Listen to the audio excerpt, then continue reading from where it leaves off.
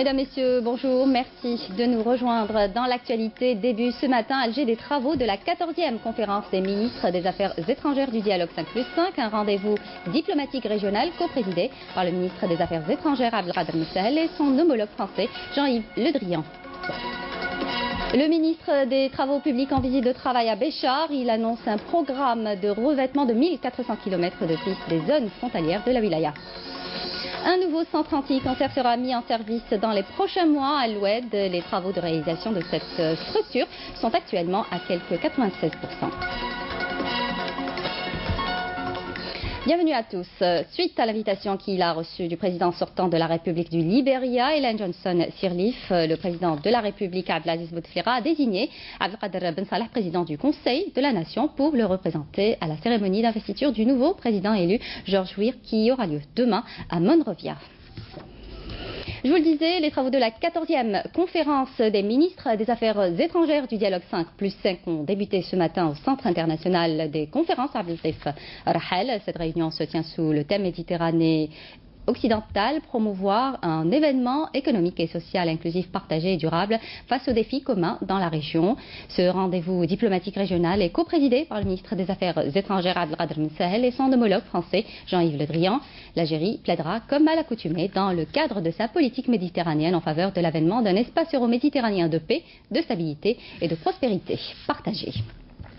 L'Algérie et l'Italie partagent l'urgence et l'exigence de la stabilisation de la Libye. C'est ce qu'a soutenu hier le ministre italien des Affaires étrangères Angelino Alfano au terme de ses entretiens avec le ministre des Affaires étrangères Abdelkader Ben Salah, réitérant son soutien à l'envoyé spécial de l'ONU en Libye, Ghassan Salama.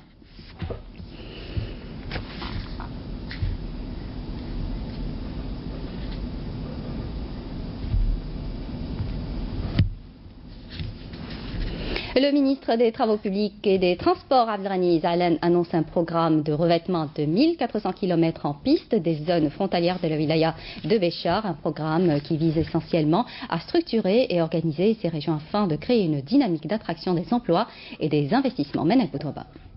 Le ministre des Travaux publics et des Transports a annoncé à Béchar que cette wilaya a été dotée d'un programme de revêtement en bitume pour réaliser une jonction avec les grands centres urbains de la région.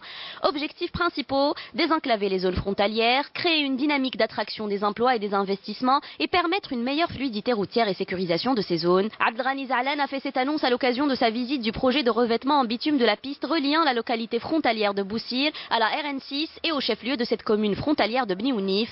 Auparavant, Zahlan avait inspecté un grand nombre de projets routiers, dont celui du chef-lieu de la commune frontalière de l'Ahmar, où il a inauguré un tronçon de 21 km de ce chemin de wilaya complètement rénové. La wilaya de Béchar a bénéficié d'un programme de revêtement en bitume de 1400 km de pistes et de zones frontalières dans le cadre de la sécurisation des frontières. Ce programme, qui fait partie d'une offre globale de plus de 7500 km de pistes qui devront connaître la même opération de revêtement à travers le pays.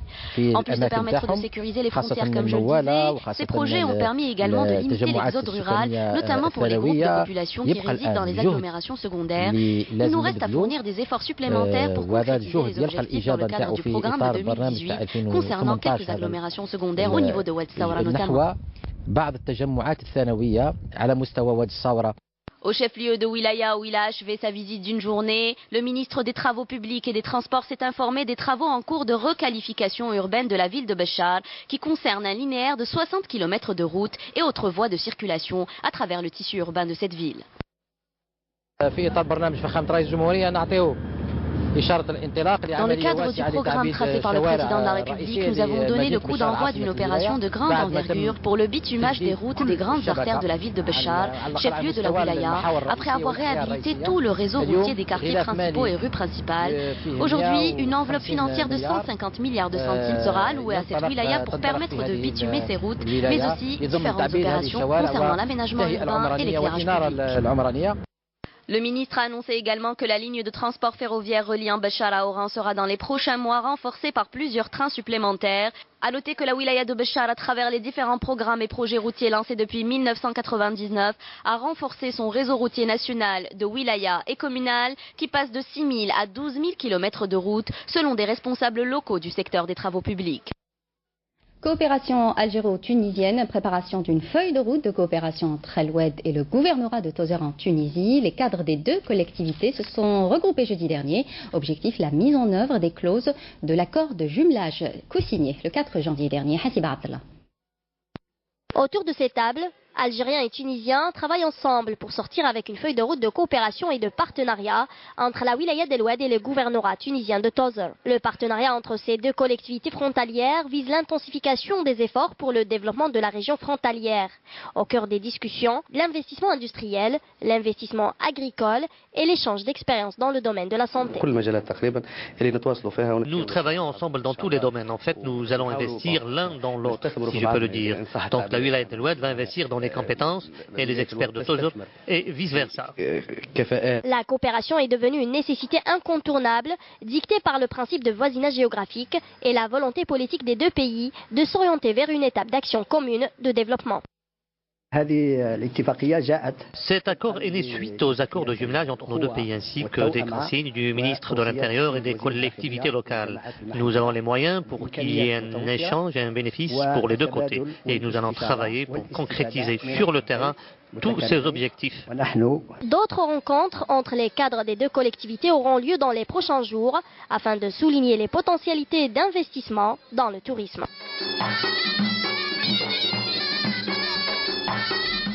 Au plan industriel, nous nous intéressons aujourd'hui à l'usine de fabrication de batteries de véhicules créée il y a 2 ans. Cette usine implantée à Moulpouagui arrive déjà à produire 500 000 unités. Mounana Welhamoudi.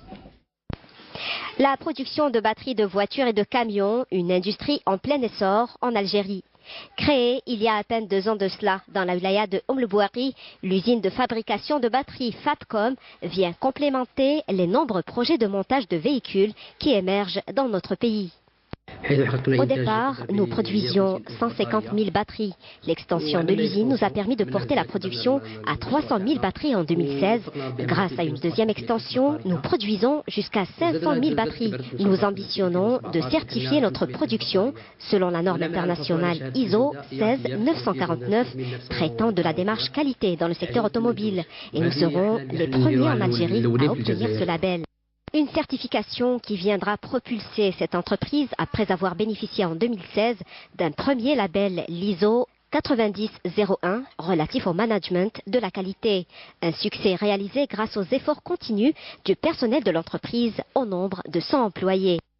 2018, on va passer à 750 000 batteries, Inch'Allah. Ça va demander encore du personnel. Inch'Allah, راح نفوتوا ل 200 عامل. العمال تاعنا طبعا يستفادوا من ضمان تام. Ils sont équipés avec tous les équipements que nécessite l'hygiène et la sécurité.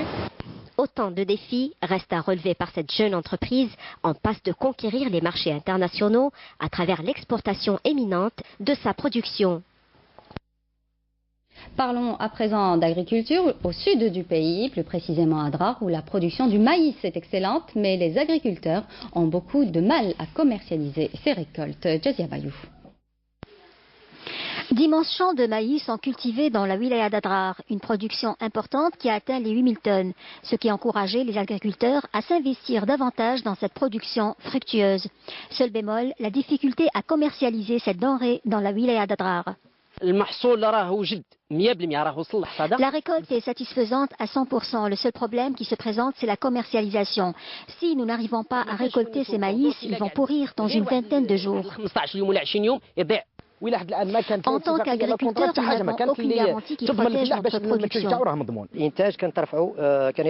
Au départ, la production était prise en charge par l'ONAP, mais vu les désaccords qui ont eu lieu entre l'ONAP et les agriculteurs sur le prix de référence qui est de 2500 dinars, l'agriculteur a ainsi perdu l'appui de l'État.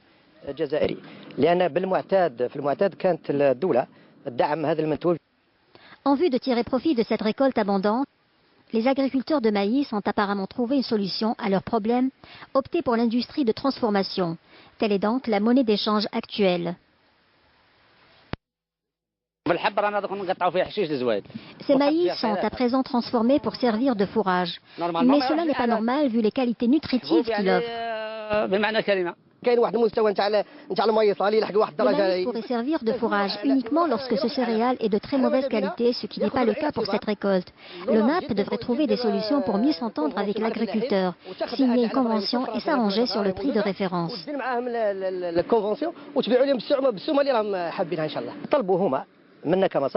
Ils nous ont demandé de transformer ce céréale pour servir de fourrage. Nous ne sommes pas contre tant que cela aidera l'agriculteur à tirer profit de sa récolte. L'investissement est très important dans le domaine de l'agriculture car il accompagne l'agriculteur dans la prise en charge de toute sa production. J'encourage l'installation de chambres froides, les espaces de stockage et toutes les infrastructures essentielles. Malgré le manque d'infrastructures, la production agricole dans la wilaya d'Adrar promet d'être plus florissante. Un nouveau centre anti-cancer sera mis en service bientôt à Al-Oued. Les travaux de réalisation de cette structure sont à quelque 96%. Cet établissement disposera de plusieurs services comme une salle de diagnostic d'imagerie médicale ou encore de radiothérapie. Plus de détails avec Nesrine Batsaidi. Un nouveau centre anti-cancer devra être réceptionné et mis en service le mois prochain à Al-Oued. Avec une enveloppe de plus de 5 milliards de dinars, ce nouveau centre aura une vocation régionale. Il dispose de plusieurs services médico-chirurgicaux, à l'instar de salles de diagnostic, d'imagerie médicale, de radiothérapie, d'oncologie et chimiothérapie, ce qui permettra d'épargner aux malades le déplacement vers d'autres wilayas. Ce centre est doté de tout le matériel nécessaire pour le traitement par chimiothérapie. Nous allons travailler aussi avec les services de médecine nucléaire. En plus de la curithérapie, ce centre va aussi prendre les cas urgents puisqu'il dispose d'un service des urgences et qui est déjà opérationnel. Le centre des urgences médico-chirurgicales Ben Ammar el-Jilali accueille plus de 300 cas d'urgence quotidiennement. Il dispose d'un laboratoire d'analyse, d'un bloc opératoire pour les cas d'urgence, de services pour les soins intensifs et oncologie. Nous avons quotidiennement entre 8 et 10 opérations par jour. Ce sont des opérations des voies urinaires, chirurgie générale et même neurochirurgie. Afin d'améliorer la qualité des soins, dans ce centre, l'unité de jumelage et de médecine à distance veille à prendre en charge les cas complexes et ce à travers une webcam qui permet d'être en communication avec d'autres CHU.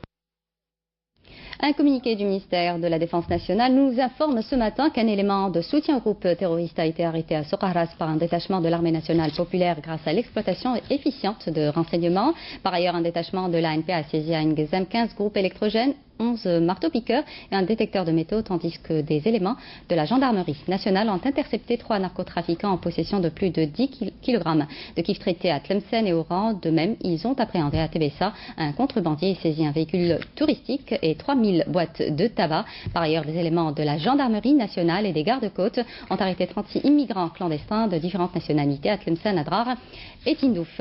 À l'étranger, 4 roquettes tirées depuis le nord de la Syrie se sont abattues sur une ville frontalière turque dans la nuit de samedi à dimanche, faisant un blessé. Selon l'agence de presse Dogan, l'artillerie turque a répliqué à ces tirs de roquettes, des tirs qui surviennent après le lancement samedi soir d'une vaste offensive de l'armée turque contre des unités de protection du peuple à Ifrin.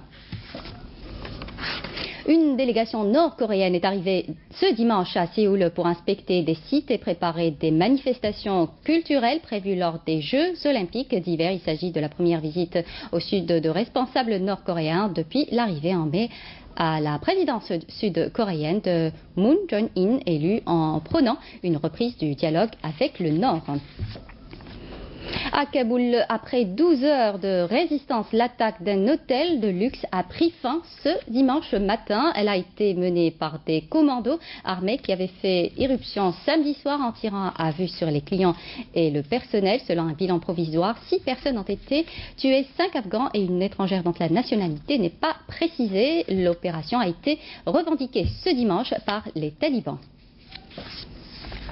Des activistes dénoncent le programme de retour des Rohingyas depuis le Bangladesh vers la Birmanie.